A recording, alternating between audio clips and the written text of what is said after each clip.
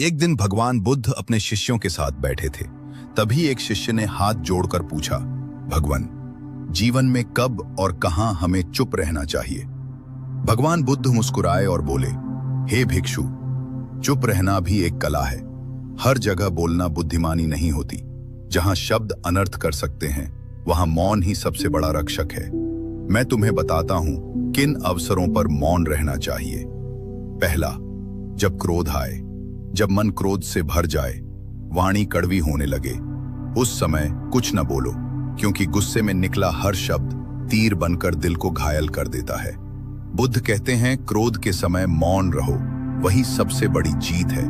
दूसरा, अज्ञानी के सामने, जहां सामने वाला तर्क सुनने को तैयार न हो, जहां बुद्धि के बदले अहंकार बोलता हो, वहां चुप रहना ही अच्छा है।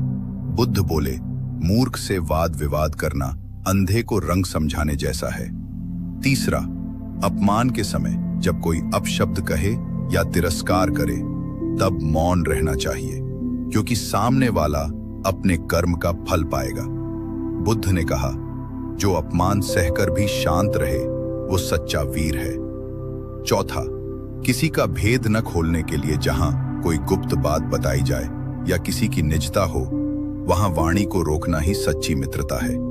बुद्ध कहते हैं, जिसे मौन रखना आता है, वही विश्वास का पात्र है। पांचवां, अनजाने विषय पर जिस बात का ज्ञान न हो, उस पर बोलना मूर्खता है। बुद्ध बोले, जहां ज्ञान न हो, वहां मौन रहो, वही सच्चा ज्ञान है।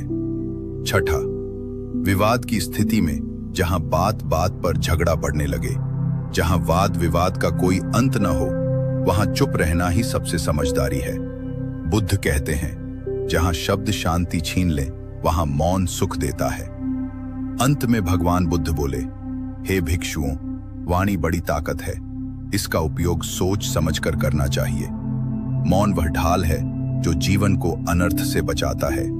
जहां जहां वाणी दुख दे सकती है, वहां वहां मौन ही सबसे बड़ा धर्म है। सभी शिष्य इस उपदेश को सुनकर गदगद हो उठे और प्रण किया कि जीवन में उचित स्थान पर मौन धारण करेंगे। बुद्धं शरणं गच्छामि।